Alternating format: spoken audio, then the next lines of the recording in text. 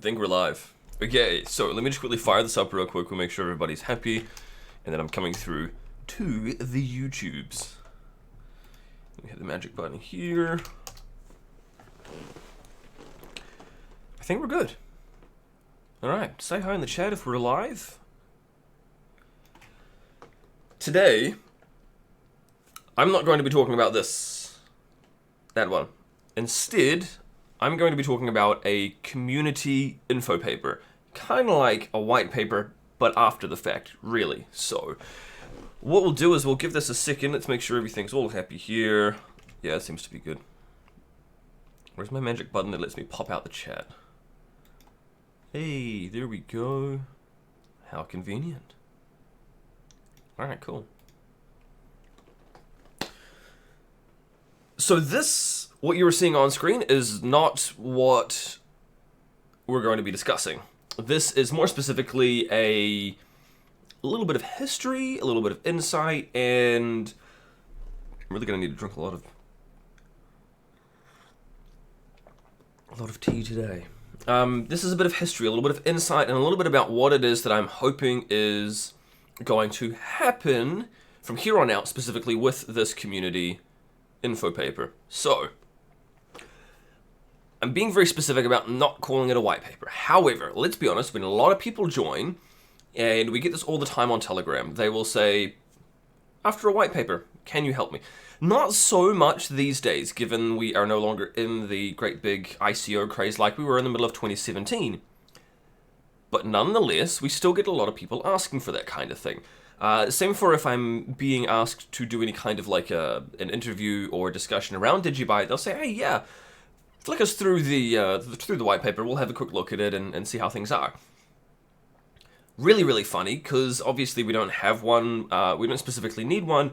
The project is launched, it's live, and back in the day what we found a lot of people were doing in, say, 2013, 2014, back in the days when everybody was on Bitcoin Talk, rather than a white paper, what you would do is you would basically launch the project straight away, and it would just work, and there was no, I need funds, and give me all your monies, and we're going to convert Ethereum or Bitcoin, mostly because Ethereum wasn't around back then, but hey Ronnie, good to see you here.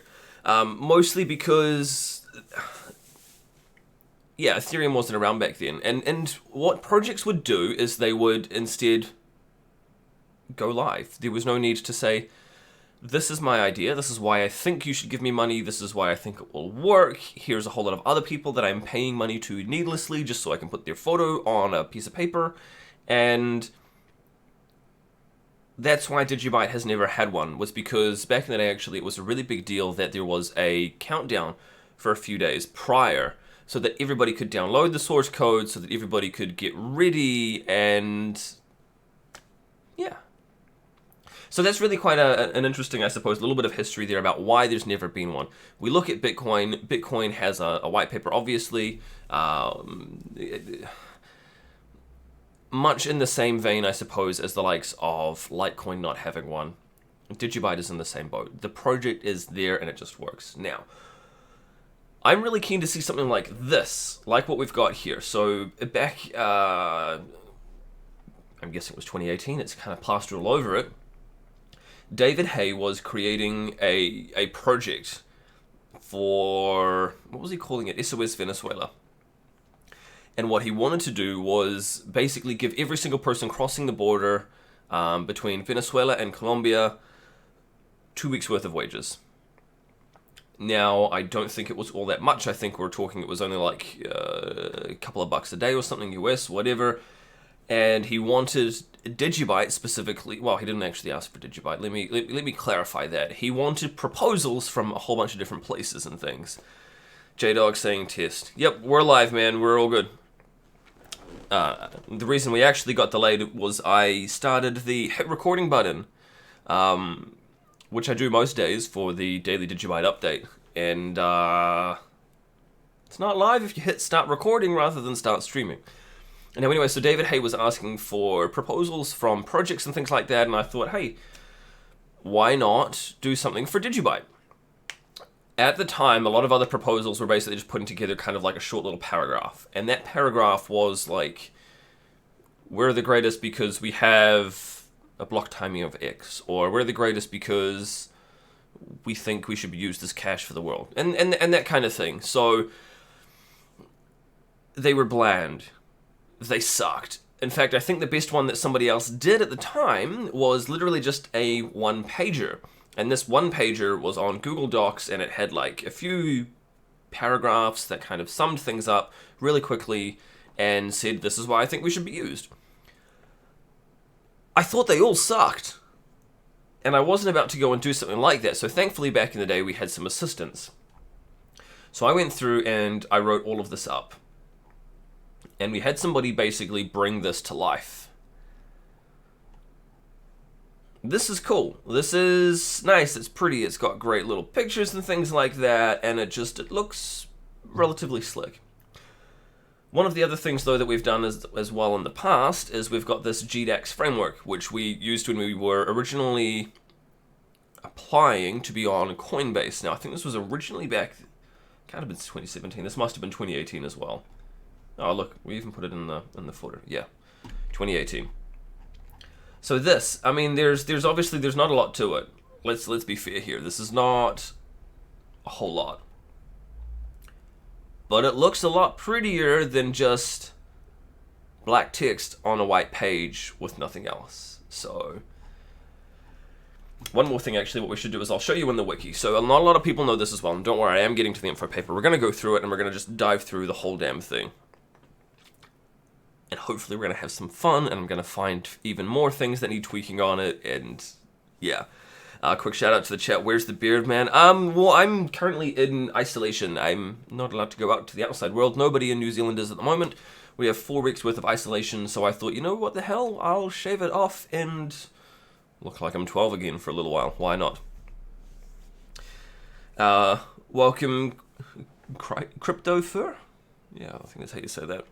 You wanted the Steam, but you're a team player. Yeah, man, nice to see you here. Hopefully, this is kind of actually going to be a really good test, because ideally, we want a lot of people to be able to grasp and understand this. This is not going into the deep dive technicals with the white paper. It's Infopaper. I gotta get out of that habit. The reason for that is the people who are more technically inclined can go in and do that kind of a deep dive. I spent 50 minutes day before yesterday, just talking about multi-shield alone, let alone actually putting it into a paper. So this is going to ideally be for like the 99% of people, hopefully. But anyway, so I've shown you here, this is the proposal that we put together originally for the Venezuela project. We've also got our Gdx listing application. One more thing that I want to show you, though, is if you go to dgbwiki.com, actually we can just pop this in the chat as well, and where is it? It's under integration. There we go. DigiByte integration guide, version 1.4. Now this in and of itself is also being updated at the moment. It is slightly out of date. But again, this is the kind of document that I want. It's literally not a lot more than text on a page, moderately formatted, but this looks better. This looks a boatload better. This looks a boatload better, and so this is what I'm wanting community's help now, which is why I'm taking a chance here, and we're just going to go and share it with everybody. I need somebody to help with basically fixing this up so it doesn't look like ass, right? Because black text, white page, looks terrible. Let's not do that. So what I really want is someone who can kind of help me with slicking it up. You know, putting some hair gel in it, giving it a nice comb over, maybe shaving off the beard a little bit, whatever, and making it look really nice. So I think what we'll probably do is I'll kind of read through it, and I'll go through some of the back story around some of the things as well. This actually, yeah, someone like an infographic designer, something like that is what I would be really keen on. Yeah. Now, funny story. So this, although this is dated April, if I actually, can I do Control Z? Is it gonna? Yeah, it was January 2020. I didn't actually write this in January 2020. I actually first wrote 85 to 90% of this between Christmas and New Year's 2018. 2019 rolled around, and I was going to basically release it in early February. Jared at the time was getting things ready for his book launch, and he wanted to contribute to it. Asked me to postpone it for like 2 or 3 weeks because he thought that he was going to be done with his book by then and wanted to help add some additional insights and things to it. That clearly never happened. The book took a lot longer and only ended up being released towards the Q4 of 2019. Anyway, so we're now in 2020, when this was started in December of 2018.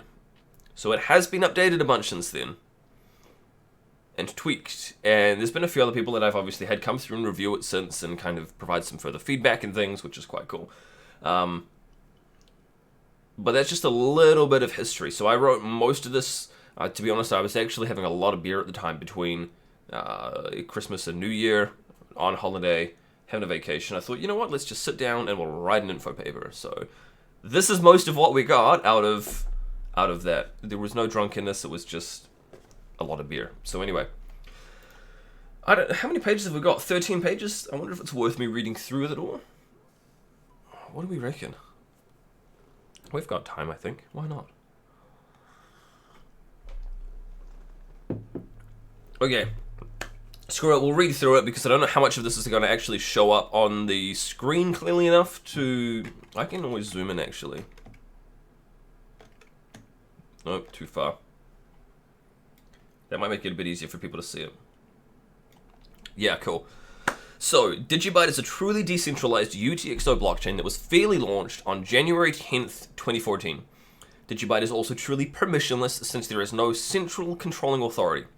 Accordingly, this community info paper is written without requiring any authorization from any single individual. So, right from the get-go, I kind of want to set like the tone of this. We're telling them about it, we're telling them that it's permissionless. This is a community info paper that I, as somebody who's not the founder, somebody who's not involved with the DigiByte awareness team, somebody who's not involved with the DigiByte Foundation, has gone and written. Makes sense. The DigiByte blockchain is an immutable ledger, a chain of blocks all with verifiable digital signatures since its creation in 2014 and backed by billions of dollars of cryptographic computation. Its blockchain is also fully open source, released under the MIT license, and completely verifiable by any individual or entity. So again, we kind of want to set the tone here and remind people that they don't have to trust anything, that they don't have to... I'm actually going to go and turn that light off because that's... Here we go. We're going dark. Now I'm not blinded, at least. We want to set the tone here. We want to tell people, don't trust, verify, which is actually, I think, yeah, that's the very next line. DigiByte embraces the Bitcoin core ethos of do not trust, verify, and that no entity should ever need to be trusted in order to send or receive DigiByte or to store or retrieve data from the DigiByte blockchain. So we want people to be able to run their own core node if they so choose, and everything's obviously all open source under the MIT license. The MIT license has some good restrictions around it, which we are keyed for in this kind of thing around liability and stuff like that, so yay.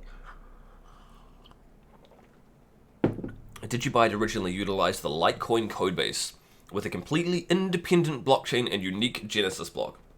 So again, this is also setting the tone around why we've never had a white paper, I suppose, in the past. Yeah, ask me again someday about the creation there. Yeah. It has undergone several non-contentious soft forks and hard forks, none of which culminated in a chain split, but rather a complete consensus. Are we saying none of which culminated? Oh, okay. None of which culminated in a chain split, but rather a complete consensus resulting in seamless upgrades of the entire... Fuck, that's a terrible... Okay, let's come back and we'll flag that. How do we add comments? No. Insert. What the fuck is the comment? Okay. We'll come back to that one again. DigiByte never held an ICO, but was fairly launched in an open and transparently planned manner. This was... Do we actually mention the countdown? I don't think we do that here. We do that later on. DigiByte does not take a percentage of block rewards or a founder's fee. The minimal 0.5% pre-mine was given away in its entirety to community members in the first month of existence in order to incentivize early client downloads, ensure the survival of the blockchain, and to develop the original Android and iOS applications. I think actually we ended up sponsoring like a couple of pools, whatever, as well. But whatever. DigiByte focuses on speed, security, and scalability. It prides itself with being faster, more secure, and forward-thinking, with significantly faster block times than any other UTXO blockchain to date. 15 seconds. Is it the first time we mentioned 15 seconds? I think it is. DigiByte has encountered and overcome a number of issues that many other blockchains, such as Bitcoin, will not face until the advent of the next century. Yep, that's also true. This is due to the forward-thinking nature that DigiByte adopted. It is due to this forward-thinking nature that DigiByte adopted the SegWit protocol through a soft fork consensus in 2017. Being the first major blockchain to do so, we were the first in the top 100, well before Litecoin or Bitcoin adopted the upgrade. Hey, that sounds like my kind of low-key shade throwing. The funny thing is Bitcoin already had the code in there and it was trying to get it adopted. We just came along and arrived at that consensus slightly faster, probably because of our lower market cap, but again, whatever. DigiByte believes in on-chain scalability as a core tenet of its blockchain. I like that word, tenet. With second-layer protocols never expected to be the primary solution for increased throughput or transaction capacity. So this is, again, throwing shade a little bit at Lightning Network. Lightning Network, to be honest, I would actually be totally fine with it being adopted on DigiByte. And maybe I should actually do like a little video about this at some point. No problems with that whatsoever. But I think this sums it up really well. With second-layer protocols never expected to be the primary solution for increased throughput or transaction capacity. Toss all the shade you must. Don't worry. I've cut back a lot on it. This on-chain scaling, coupled with opcodes and SegWit, allows for a large number of usage scenarios, such as distributed applications, document notarization and validation, token issuance, asset digitization. So speaking of this, document notarization and validation, again, this is something that I haven't actually talked a lot about. I think there's maybe like 3 or 4 people that actually know this is coming, but I'm working on a small website after the DigiAsset dividends is done. So we've got create DigiAssets, we've got dividends as well now for those DigiAssets. But I also want to work on a third website, I've already begun it, that will allow you to go and immediately notarize and store a document on the blockchain. Kind of partway there, the planning and everything's all done, some of the code's already done, but whatever. There you go, so we're working on something like that to make it real easy for people to go. You'll deposit a couple DigiByte, it'll notarize the document on the blockchain, yay! So look forward to that coming out soon. DigiByte has a, don't worry as well, it's not all just like one freaking page like that. We do get into some more interesting, we'll come to that in a minute.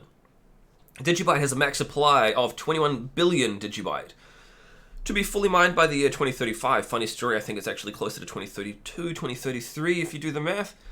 While other blockchains only utilize a single mining algorithm to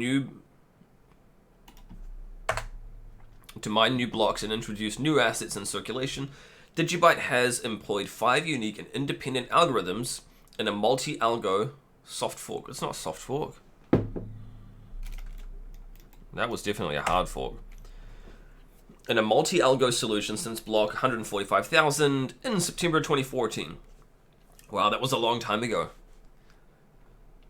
DigiByte holds the dominant hash power on 3 of its 5 algorithms globally, also still true. By an order of magnitude more than any other competing blockchain, also true. This provides greater security to the network while helping prevent any rented...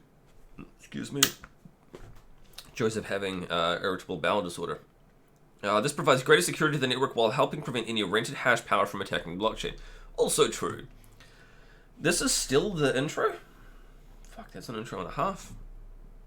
Whatever. DigiByte continues to pioneer in areas of security based on the forward thinking of its foundation by creating the AutoCrypt algorithm. AutoCrypt is a mining algorithm which rewrites and morphs itself every 10 days. Interesting story. It's 1 day on testnet. I don't know why we decided to go for 10 in the end on mainnet, but whatever, we did. Every 10 days in order to prevent ASIC dominance, focusing on utilizing FPGA mining. Future algorithms will also likely be replaced throughout what?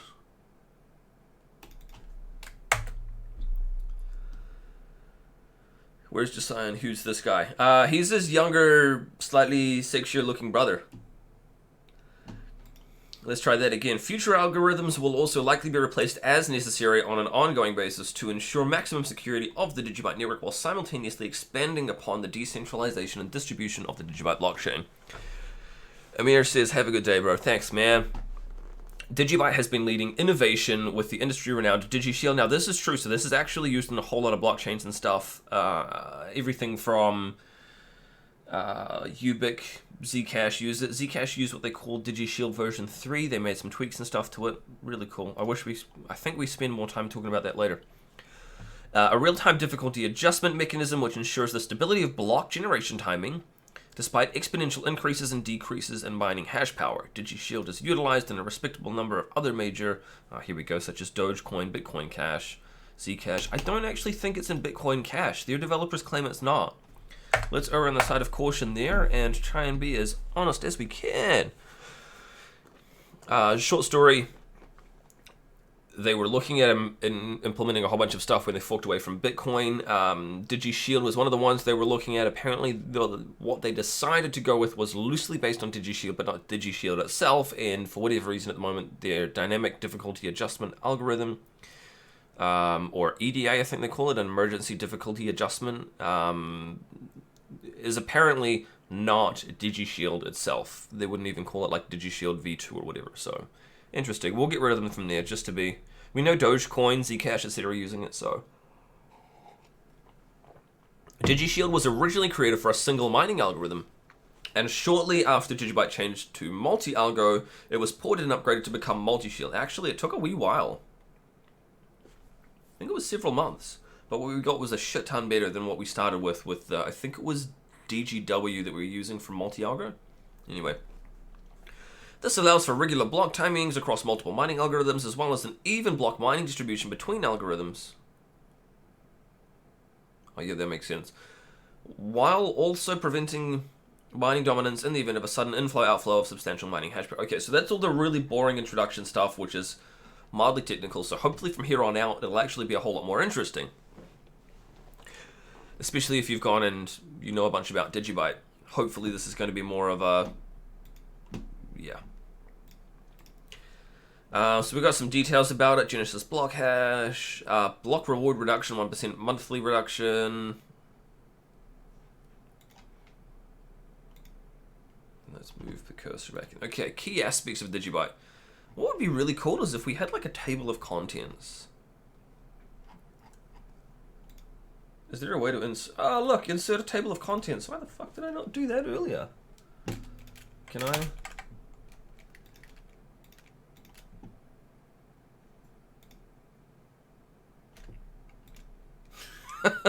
Oh, okay, well that's probably why I never did it then. I'll go back and fix that later. Key aspects of DigiByte. Decentralization. DigiByte is the most decentralized proof-of-work mined blockchain in the world. In most aspects, sure. I'd agree with that. Decentralization means there's no centrally controlling entity that is able to dictate the direction, terms, use of the network, changes, charges and fees, locking of funds, or undoing transactions. So this is where we're getting back to what CryptoFur mentioned earlier. Hopefully this isn't going to be too like super duper technical with this sort of thing. The idea being we want most people to be able to grasp, read, understand, and really benefit from this, I suppose. So say, for example, that somebody wants to... They've heard about DigiByte. It's their first time. They want to find out more information. Hopefully we'll be able to go have a piece of paper, or... How many pages are we? 13 pages. And it will kind of kickstart them, really. We want this to be... Same for like if I'm going to be doing like an interview with somebody. Oftentimes we'll be asked for something like this. Currently I just refer them back to the wiki here, which is cool and all. But once you've kind of had a look at this table, it's the case of where do we start now? So ideally we want to be able to hand this out to people quite freely and have as many people benefit and understand as possible. So although the world predominantly, where are we here? Although the world predominantly understands centralized control, the mind shift to decentralization is an incredibly important progression in today's global society, where many other cryptocurrencies concede significant compromises in one one or more aspects of decentralization, if not all, DigiByte remains unwavering in its dedication to decentralization as a key aspect of being a globally distributed blockchain solution. Damn, that's a really cool sentence. I like that a lot. You can tell I'd had a few beers and was probably a little bit tipsy when I wrote it, though. That's a really great line. DigiByte maintains its decentralization through a combination of methods, namely multiple algorithms, GPU and FPGA mining, which we need to talk more about. We're going to be doing a live stream with Chrissy Lee Minahan. What's today? Today's Saturday, I think, which is going to be Sunday, Monday, so in like 48 hours. FPGA mining, on-chain scaling, educating the importance of running a full node. I think we could even do a little bit better with that. And embracing code contributions that uphold the ethos of DigiByte. This decentralized nature is of vital importance, not only for the survival of the DigiByte blockchain, but also to prevent any tampering from malicious actors. Yeah. Governments or corporations, due to the lack of any head or controlling party, there is no entity to manipulate, blackmail, or lean on. In a world growing ever divided, there is solace in the consensus of the DigiByte network that can be relied upon as accurate and truthful without reservation. Fuck, that's a cool line as well. I like that too. What do you think of Nash? DigiByte would be a great addition to the exchange. Never heard of it. Sorry, there's a lot of exchanges I haven't heard of, so it's nothing personal. Pure consensus. This consensus is the core foundation of the DigiByte blockchain. Since its inception in January 2014, DigiByte has had its consensus mechanism relying on the belief in on-chain scaling, speed, security, and forward-thinking progression of the DigiByte blockchain. The consensus is obtained through a vastly distributed network of nodes running on the core wallet, which holds a complete and continuously updated copy of the DigiByte blockchain, as well as block creation via the proof-of-work mining mechanism. That probably needs a bit of... Are we talking about the consensus still?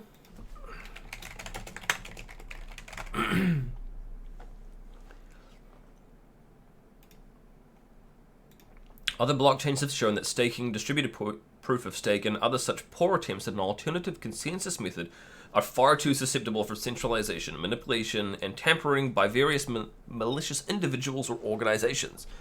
Similarly, trusting a third party for consensus defeats the purpose of being a distributed and decentralized blockchain in the first place, with users genuinely being better off with a centralized database. Proof of work is the only proven and reliable method of obtaining a distributed and decentralized consensus, a solution to the Byzantine generals problem, which is why DigiByte proudly remains true to proof of work. Proponents of alternative usually cite delays in block propagation and creation. However, thanks to DigiSpeed, the DigiByte blockchain overcomes this, which is why the most battle-hardened proof-of-work consensus method is still being utilized for DigiByte. That's quite nice. There has never been any rational argument against the ability of proof-of-work to arrive at sound consensus. When you're the dominant dominant hash power, yeah, that's true. The permissionless network, DigiByte is a completely permissionless blockchain, so this is all still under the key aspects. Right, and then we go to the protocol upgrades.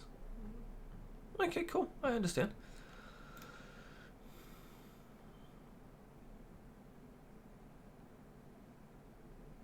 Yeah. Yeah, that makes sense. Okay.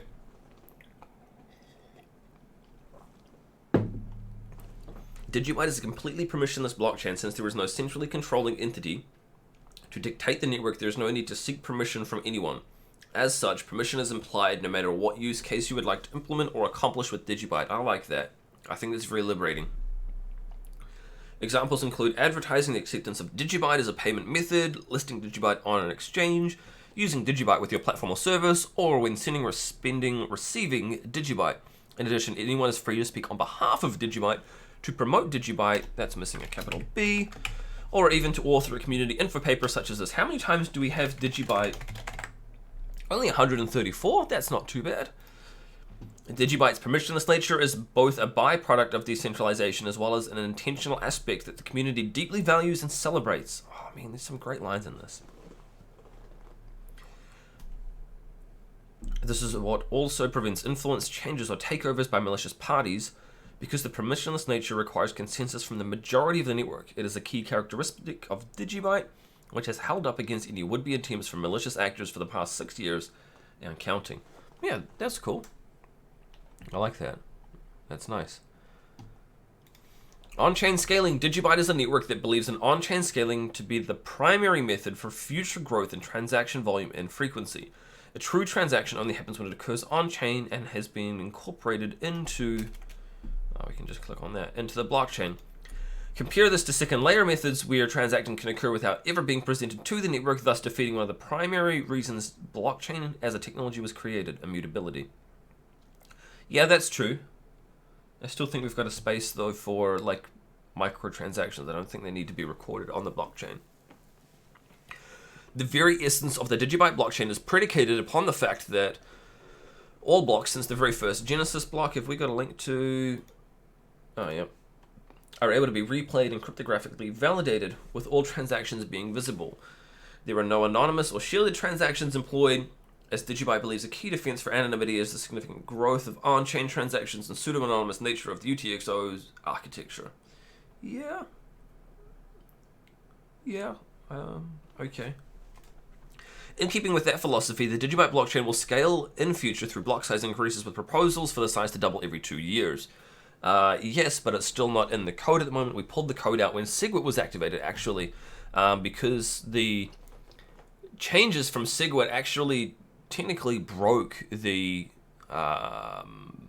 DigiSpeed block size doubling originally. So we ripped it out back in the day.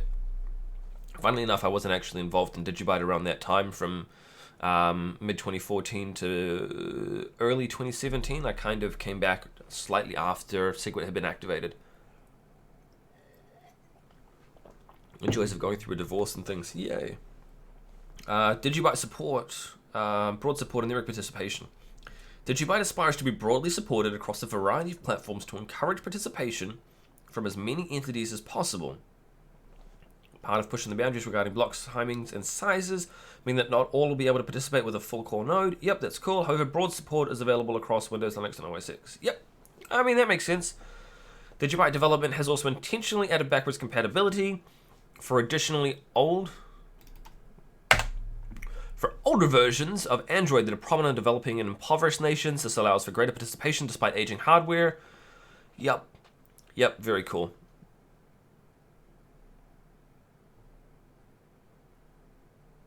I think that's just a line break.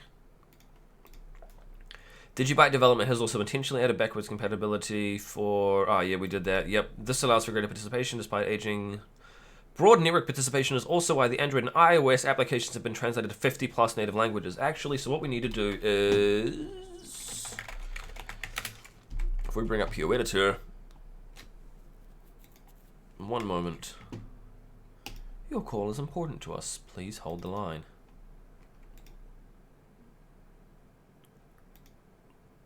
Let me see if I can bring this up. Yeah, here we go. Okay. Here's the DigiByte.io website. 6,000 strings and 75 contributors.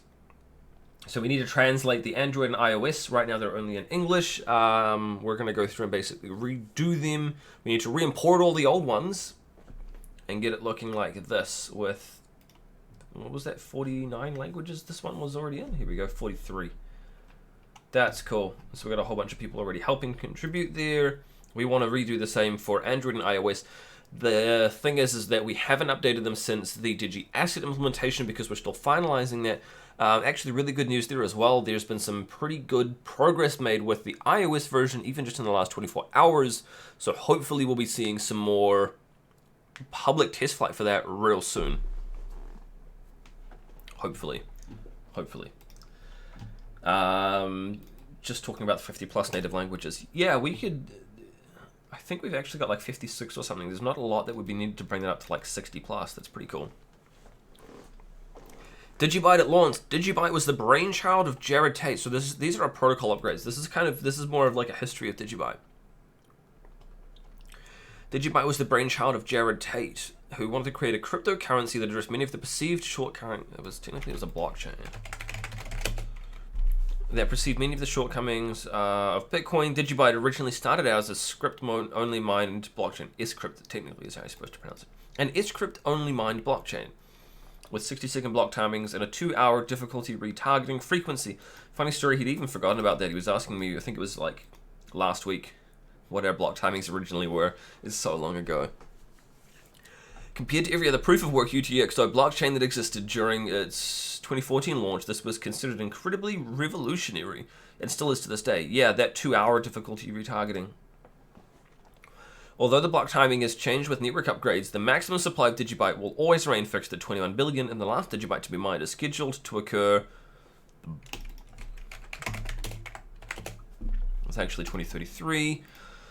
DigiByte was created to be forward-thinking with 2 primary objectives, cybersecurity and on-chain scalability. This is why the news article, headline USA Today, target data stolen from up to 110 million customers, was hashed into the Genesis block. These guiding principles have remained in effect over the past 5 years and will continue to guide the future of DigiByte. Okay, yeah, cool. DigiShield. Now we should get into some exciting, juicy things. Oh, hey, Mom, you're the best. And George says, I'm far behind in the Greek language. Yeah, don't worry. Actually, how far along is that Greek language? Because we had a couple of people, actually. Ah, it's still cool. We're getting there.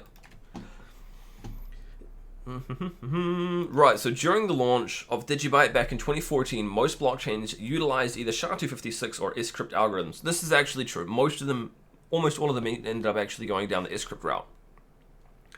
Mining pools that would automatically profit switch, known as multi-pools, would regularly switch back and forth between cryptocurrencies they mined. This happened a lot with I've even written it down there. We'll keep going.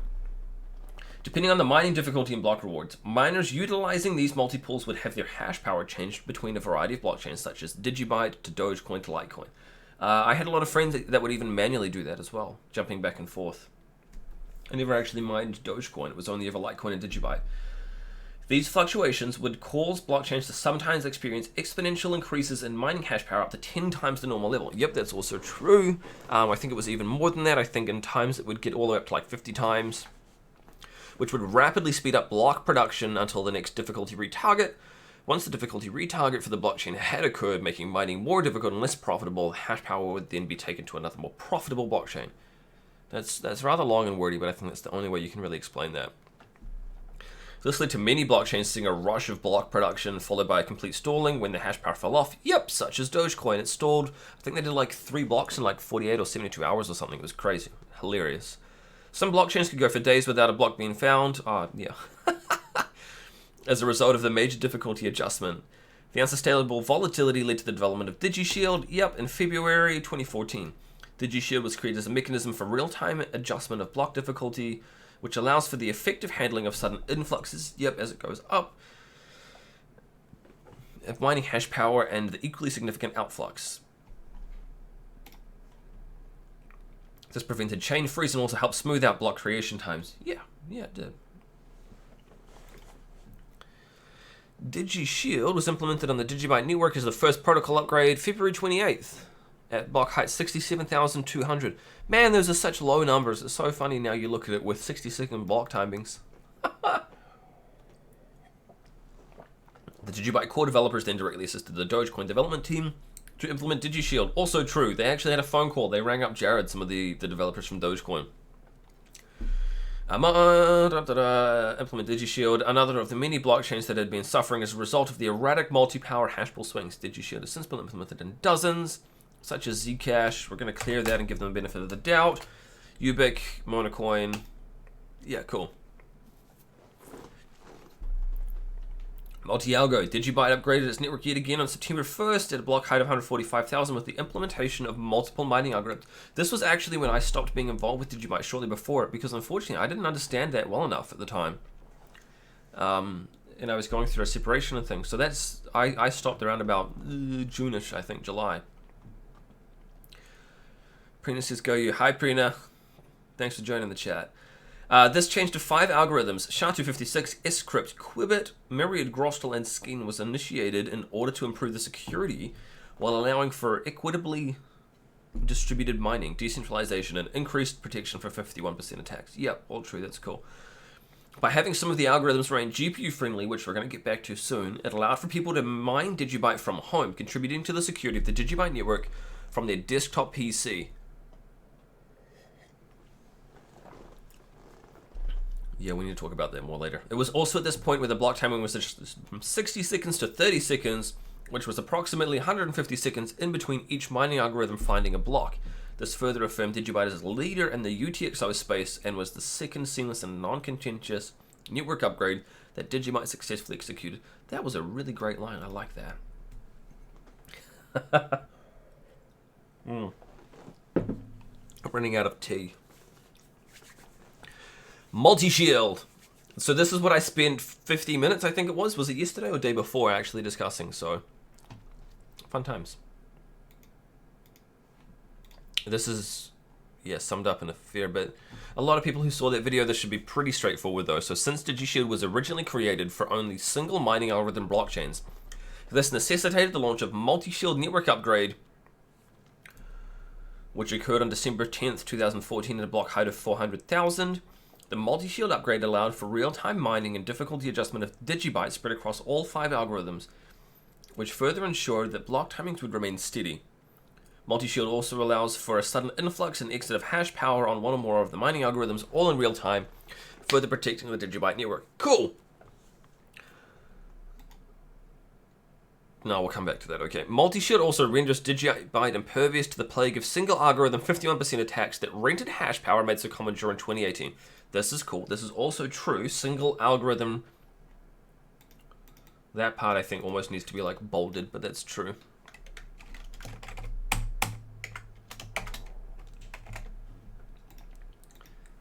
Because it's a very distinct clarification there. Along with the timestamp vulnerability attacks that affected other multi-algo blockchains, Verge, I actually had a chat with, what's their names? CryptoRect and Justin Vendetta? I can't remember. Anyway, I had a chat with them. Pointed them to multi-shield. If they used multi-shield, they wouldn't have had those issues, which is kind of interesting. They were looking at actually implementing it. Last I spoke with one of their team. He was actually, as far as I was aware, it was even like on their roadmap to implement, which is kind of cool. Multi-shield works by increasing the difficulty for an algorithm every time it finds a block. Not directly, but close, while simultaneously decreasing the difficulty of the other algorithms, which protects against a single algorithm takeover. Yes. Should a manufacturer of an ASIC ever be found to intentionally or inadvertently placing a black door into the miners that would allow them to redirect the hash rate elsewhere, like the ant bleed vulnerability, multi-shield would prevent that malicious hash rate from affecting the production of blocks and double spend occurring. Yeah, that's true. Where other single algorithm blockchains would fall victim to such an attack or to collusion from 2 to 3 pool operators, multi-shield would render such an attack futile. Again, also true. Cool, I like this. I haven't actually read this like in months, clearly. Like you saw, I hadn't last modified it since January, and even then we're talking it was, January was probably just tweaking the date and things. Ah, oh, Prina, thanks, you're the best. I love the animated picture there. So even if an attacker was able to secure 90% of the hash rate of their primary attack algorithm and 35 in the remaining 4, they would still not have the majority and be unable to successfully attack DigiByte. Yep, that's true. Ran the math. Simulated a couple of times. Completely true. Which is freaking cool in the grand scheme of things. Rented attacks are the most common types of rented attacks are the most common types of attacks on single algorithm blockchains. True. However, despite there being several SHA-256 pools, which have over 50% of the hash power of the entire DigiByte network, which is actually most of them, that is still insufficient to attack against multi-shield. Over time, you can get like a couple blocks in a row. Should an attacker somehow gain control of all remaining SHA-256 hash power being used by Bitcoin, clearly dated, we need to fix that up, they would have 2 to the power of 10 DigiByte hash power compared to ours. Yep, again, slightly dated stats, but whatever. So attempting to attack DigiByte with that hash power would double the block difficulty every 5 blocks, meaning that after approximately 12.5 minutes, the honest miners would have outpaced such a double spend attempt. Very important. By contrast, that same hash power could be used to attack any other SHA-256 blockchains, such as BTC. Oh, right, because we're talking about the whole network. BTC, BCH, BSV repeatedly. And in perpetuity? That means like storing it. No.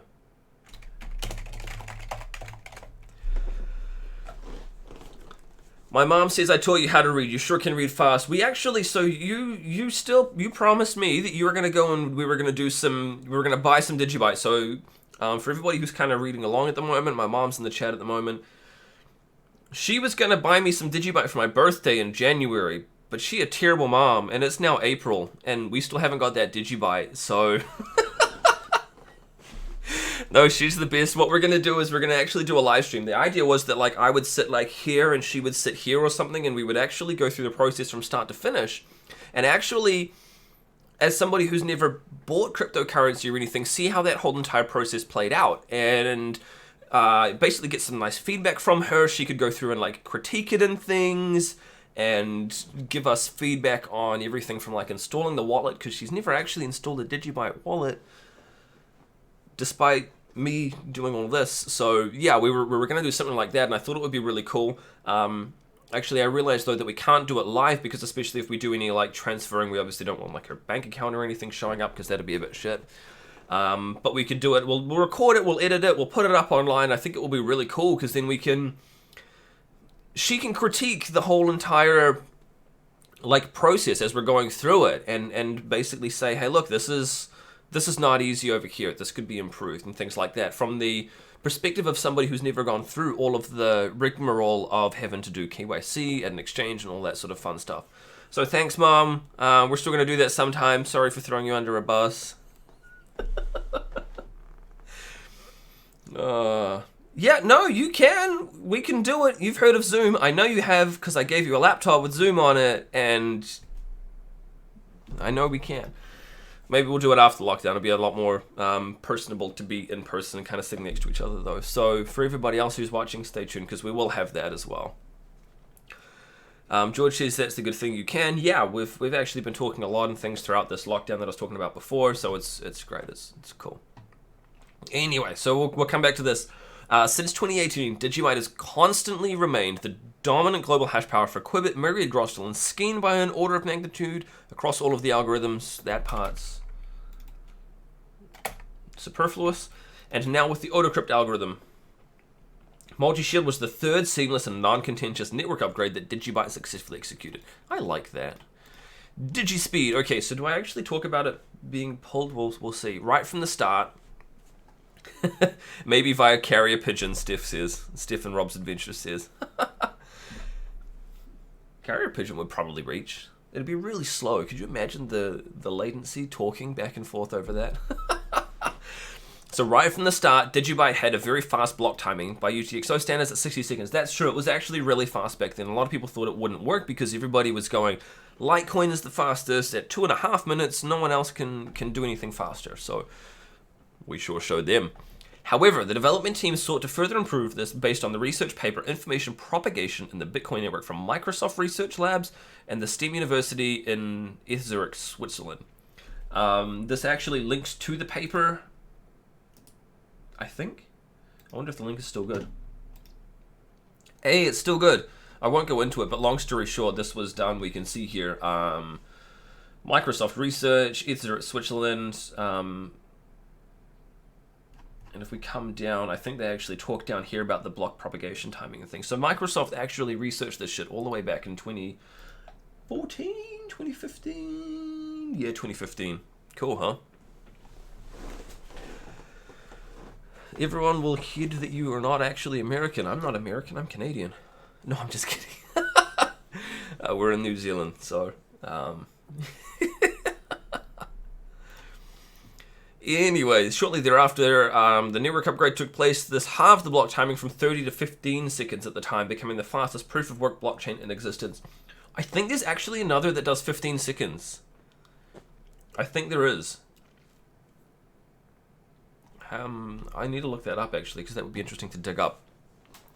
The DigiSpeed upgrade also implemented a doubling of the block size every 2 years in order to consistently increase the transaction processing capacity twofold until the year 2035.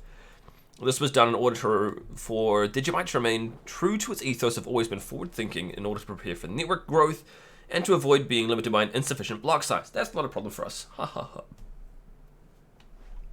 Blocks are almost empty. Actually, can we bring up those stats real quick? I'm curious.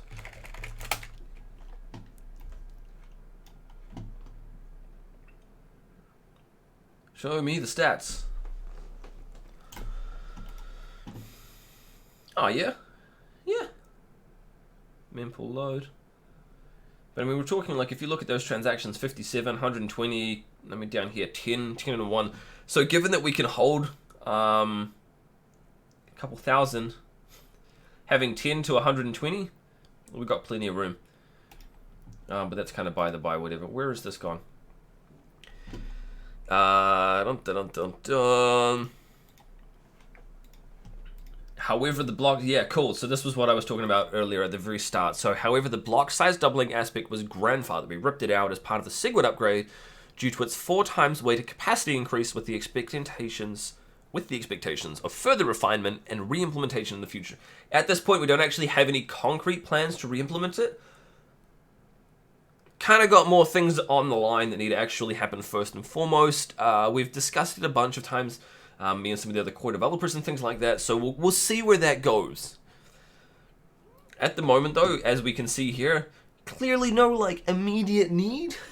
So 120 out of a couple thousand in one block, and the rest are much lower. So whatever, that's cool. DigiSpeed was the 4th seamless and non-contentious network upgrade that DigiByte successfully executed. Yay!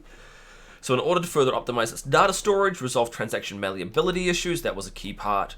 And in keeping with the forward-thinking nature of DigiByte, segregated witness was activated in April 2017. So I actually started back with DigiByte, I think it was May or June 2017, after that happened.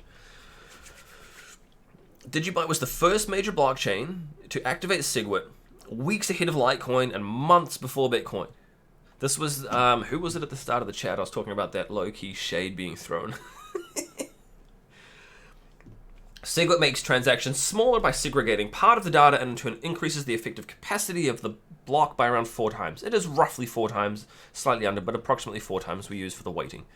This is achieved by segregating the signatures from the data. This is a beneficial byproduct that it also fixes transaction malleability and subsequently paves the way for safe atomic swaps, which is pretty cool. For atomic swaps between DigiByte and numerous other blockchains. The inversion bits upgrade was also included alongside the SigWit activation. Crypto first still here. Yeah, so that was some of the low-key shade I was talking about. Weeks ahead of Litecoin and months before Bitcoin. We were the first major, and by major I mean like top 100. You could argue that major is top 50. We were in the top 50 at the time. You could argue it's top 25, top 10, top 5 even.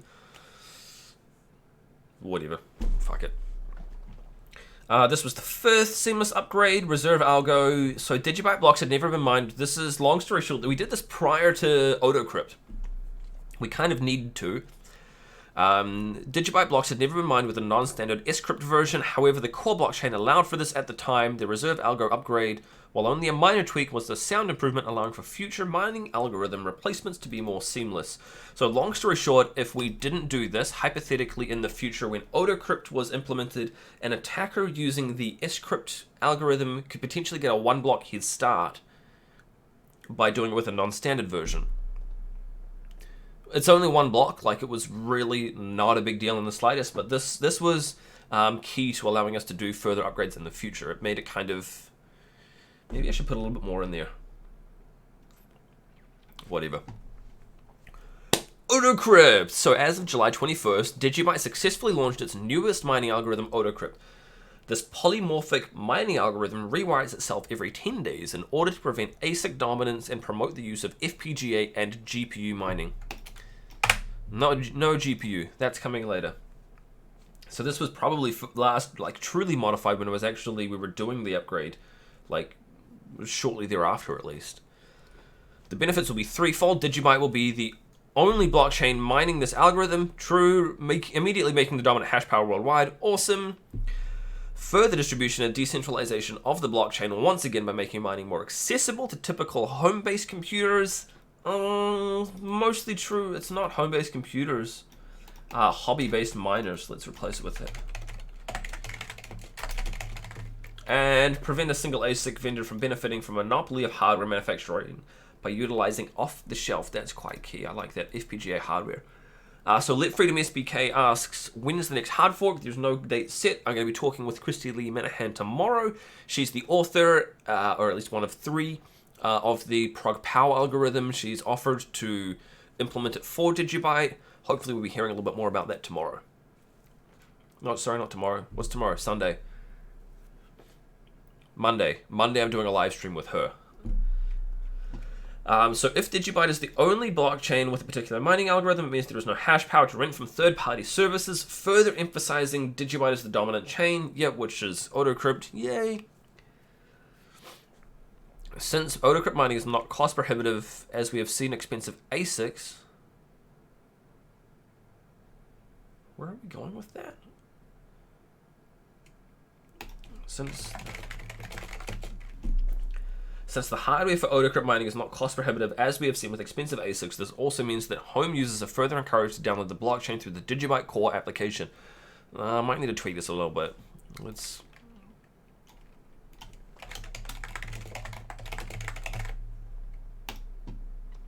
AutoCrypt also launched with all the necessary documentation and software for both solo and pool mining. Now, this is really, really cool because there was not a lot of information specifically around the Myriad Grostel algorithm. There was a bit around Skin and Quibbit, but mostly not really. And so solo mining was really, it was basically out. Is the short version. This prioritization of home-based and casual mining, we should probably further off hobby mining. Further distributes the blockchain and adds to the security of the DigiByte network. That's because we're going to be doing home-based mining through RandomX and ProgPOW. Dandelion, yay! Excuse me, I need to go grab another drink. Let's add that. Where's the ignore? As part of 7.17.2, DigiByte brought in the Dandelion++ as the default transmission method for transactions. Is it? Yeah, it is. It is default.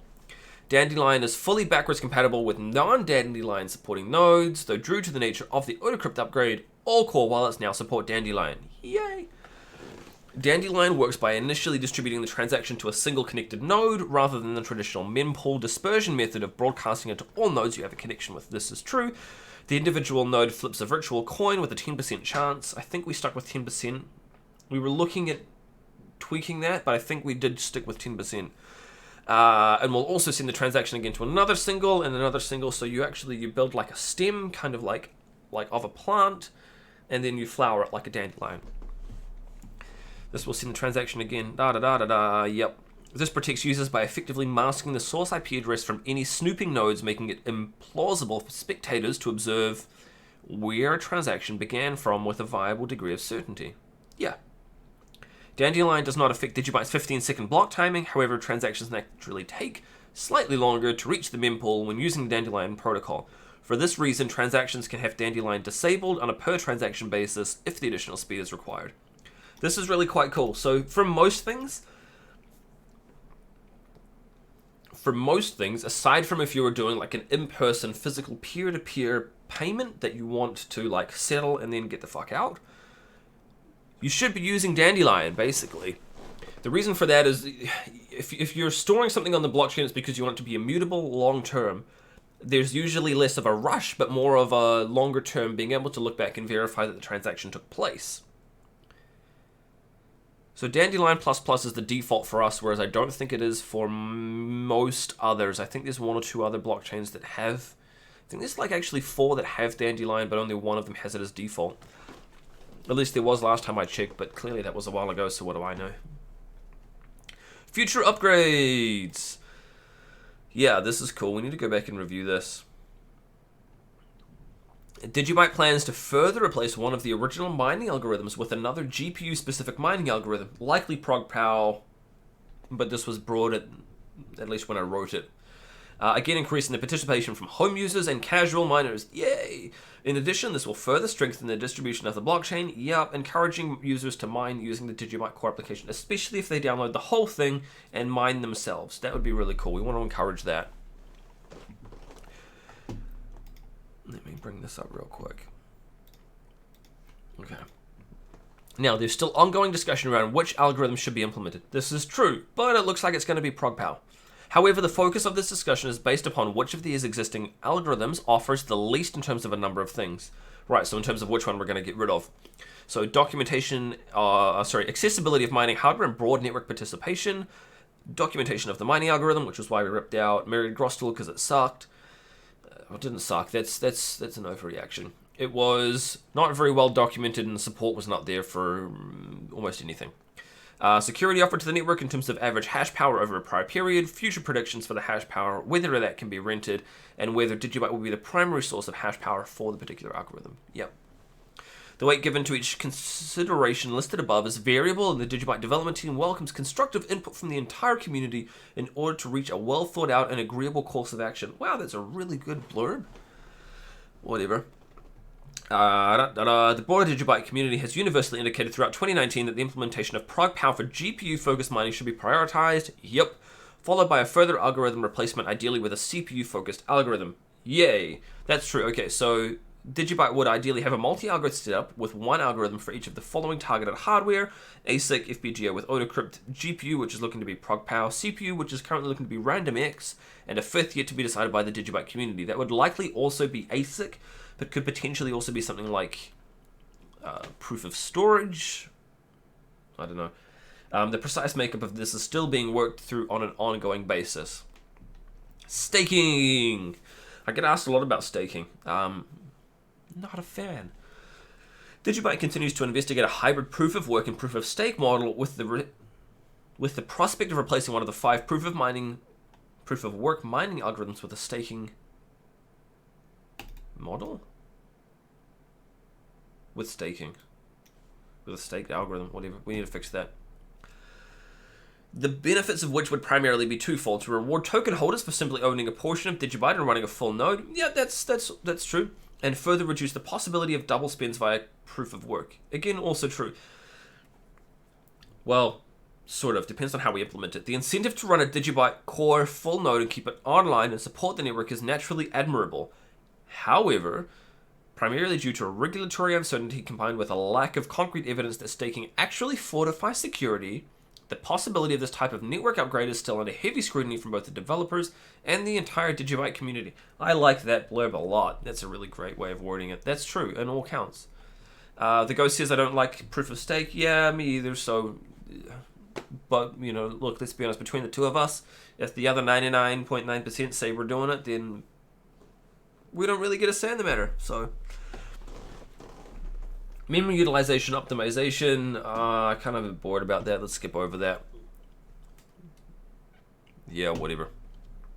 DigiByte platforms, mobile applications. In mid-2018, DigiByte launched its Android and iOS applications to the Google Play Store and Apple App Store, respectively. These are best-in-class SPV applications that allow users to easily take the DigiByte with them without requiring the complete download of the entire blockchain.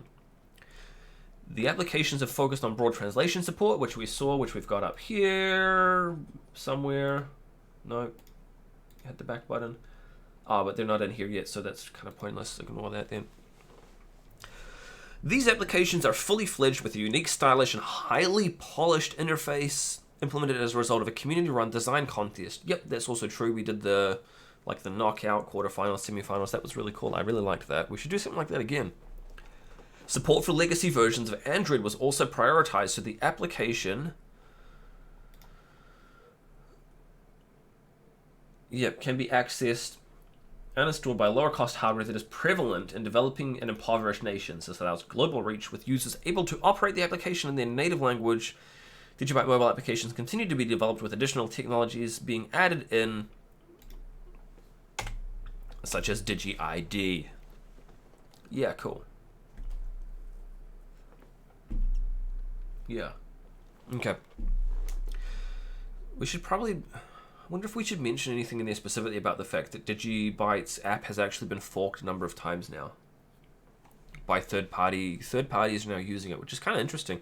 And so, funny story, actually, Noah was getting crash reports for a different blockchain from their users because they hadn't gone through and fully fixed up and tweaked and removed everything DigiByte specific and migrated it to their blockchain, and same for the Crashalytics.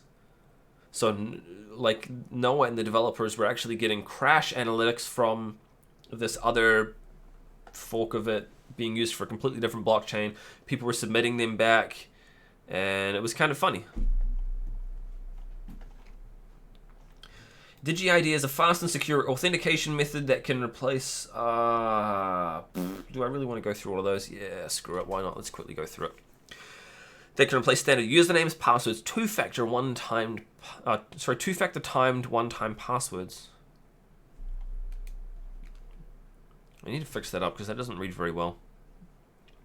Building swipe cards and more. Authentication with DigiID is designed to overcome many of the pitfalls and vulnerabilities with traditional security methods. This involves things such as SIM swapping. What's going on over here?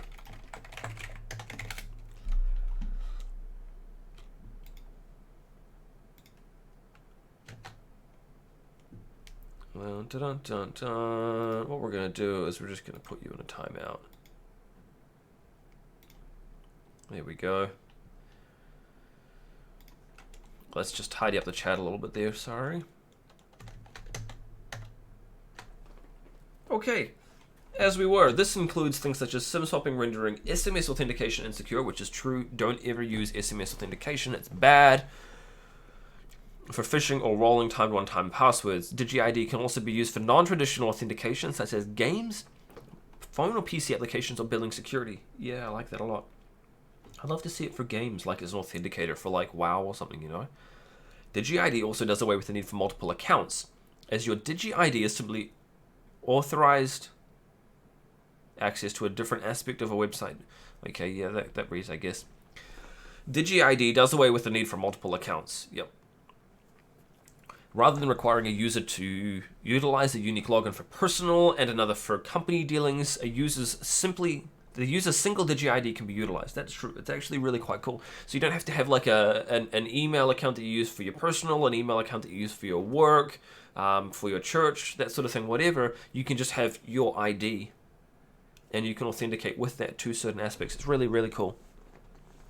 DigiID is anonymous, with no information being stored or transmitted via the blockchain. There is no personally identifiable information kept inside the DigiByte mobile applications, nor any form of data logging. This allows for easy compliance with GDPR regulations. Yeah, that's true. Yeah. Because there's nothing kept in there at all. DigiID has already been implemented into the Koinomi application suite, and there are a number of additional authenticator applications available. So we've got DigiID in the DigiByte app. We've got Koinomi, the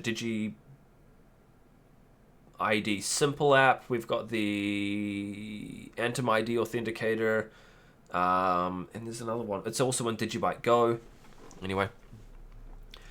This implementation to additional wallets further lowers the barrier to entry for new users and a broader audience penetration with existing software. That's cool. So Koinomi users are all set and ready to go. I like that. Which is true.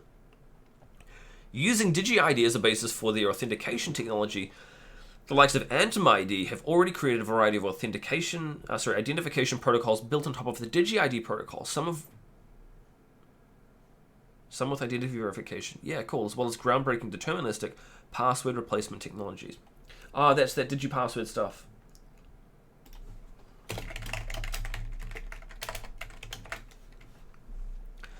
DigiAssets. I don't think we actually... Oh no, closing summary. Wow, we're almost done. Yay.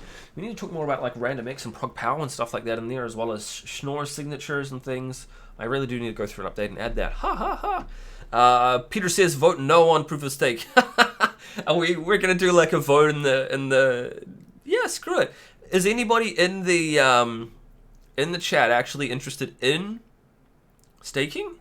Like, if you are, that's totally cool. Just because I'm against it doesn't mean you have to be. If you are interested in staking, maybe say it. If you're not interested in staking, do you want to just give me a quick, like, no staking or something in there as well? Just for shits and giggles. Let's do that. Yeah. Why not? Why not? Let's just have a bit of fun while we're here.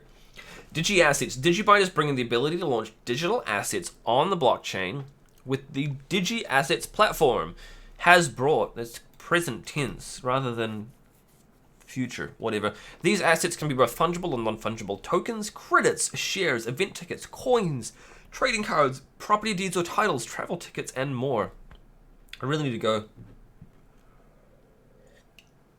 grab another cuppa, but we're almost done, and then I kind of want to like close up and ask a little bit more from the community as well. So, issuance of digi assets can take place both in the computer web browser as well as development focused around extended issuance capabilities from the Android and iOS application. Not there yet, clearly. Looking at it though, mobile issuance coupled with the vast translation focus of DigiByte brings digi assets to a truly global audience across a variety of markets, both first world, developing and impoverished nations. Users worldwide can create a digi asset from their mobile phone backed by the security and on-chain scalability of the DigiByte blockchain. Digi assets are verified on the DigiByte blockchain, making them mutable, unforgeable, and making supply and ownership transparent. That's cool, I like this. These digi assets can then easily be traded, sent, or received by users around the globe. Digi assets will have the standard capabilities expected by users. Digi assets have the standard capabilities expected by users, such as the ability to further burn asset supply and adding additional metadata to assets in the form of key plus value pairs. Do we really need to say that? Does anybody actually give a shit about that? Maybe not. Maybe we could say and more. With DigiBytes, what the hell? With DigiByte's on-chain scalability, proven battle-hardened security, and enviable decentralization. Oh, I come up with some good shit.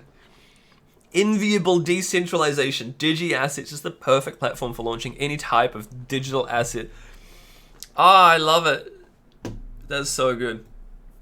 Let's have a quick look at what's happening in the chat there. Okay, no to staking. Don't know about staking. How about dApps? Someone says no. Is there anybody who's going to say yes?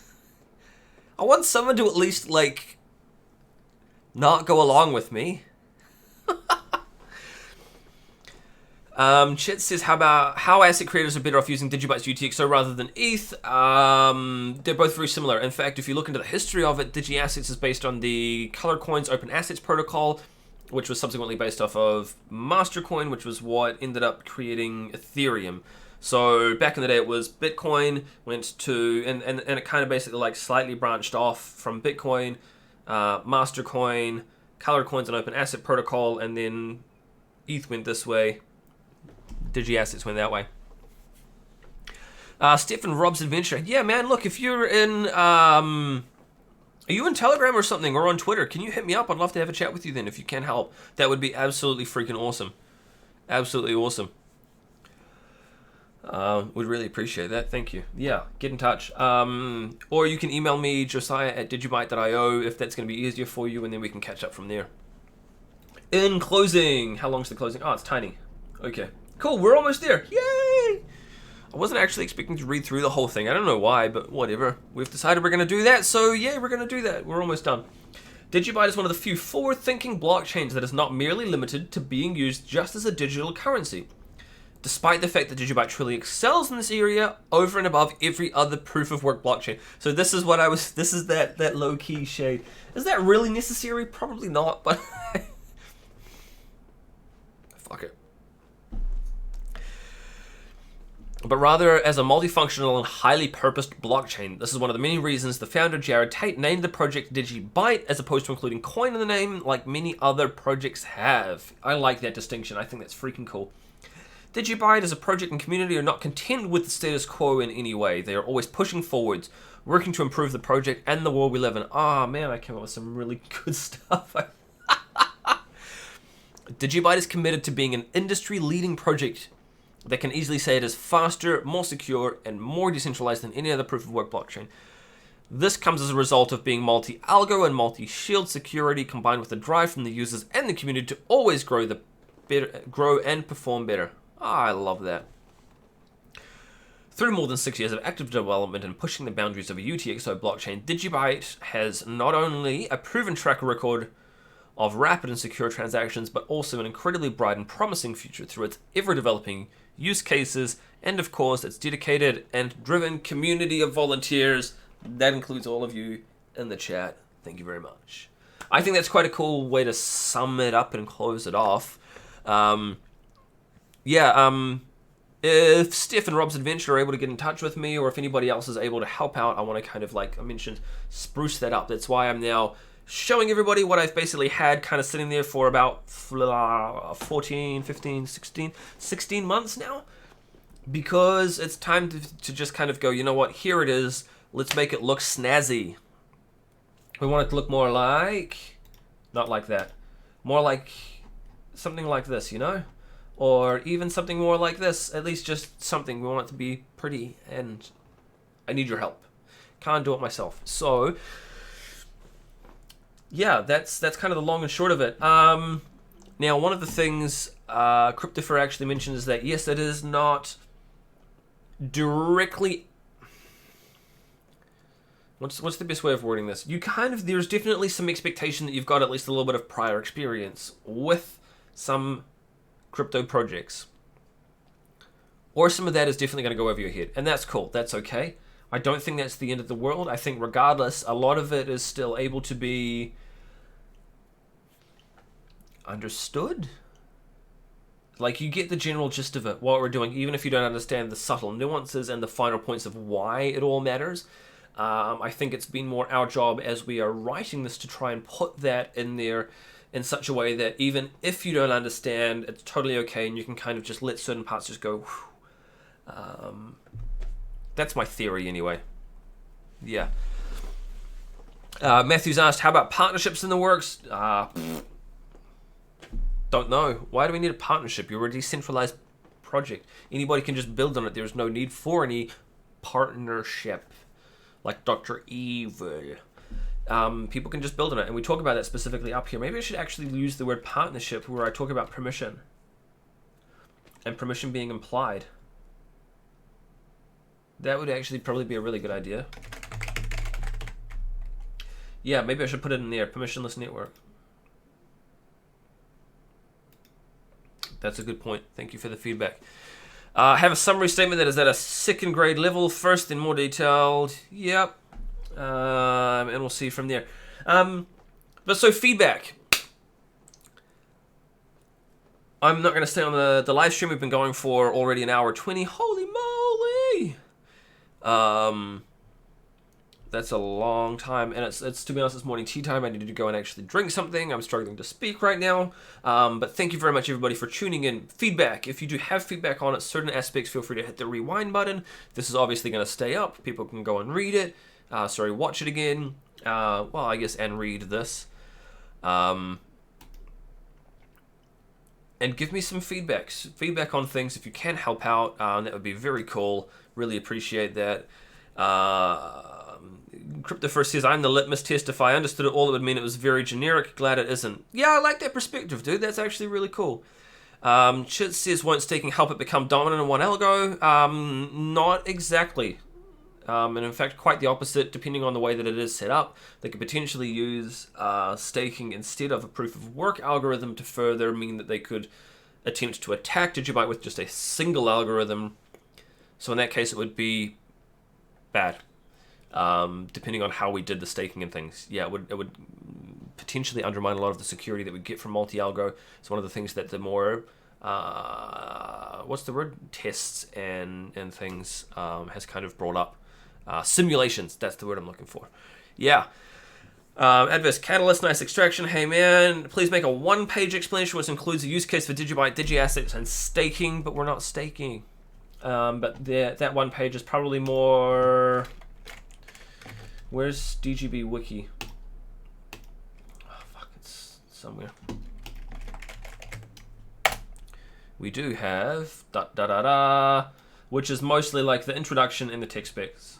Like you can't fit more in one page. Really, is kind of the hard part.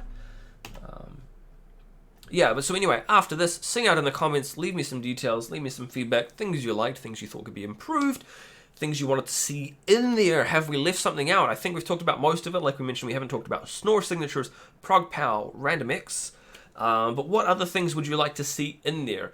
We had some areas that went into specific use cases and scenarios, and I actually had like 4 or 5 pages worth of them. But I ripped them out because I didn't like them, and I thought that they were cheesy. I thought they were cheap. I thought they were bad idea. They didn't specifically need to be in there. But if you've got feedback on that, let me know. Again, thank you everybody for tuning in. Thank you for the super chat as well. Really appreciate it. It's nice to see everybody there in the chat, a whole lot of familiar faces and things like that. If you do have comments, again, comment section below. Hit me up on Twitter. I'm at DGB_chilling. I'm off to go get myself a cup of tea. Have a great one. I'll talk to you in the next video. We'll see you tomorrow. Cheers.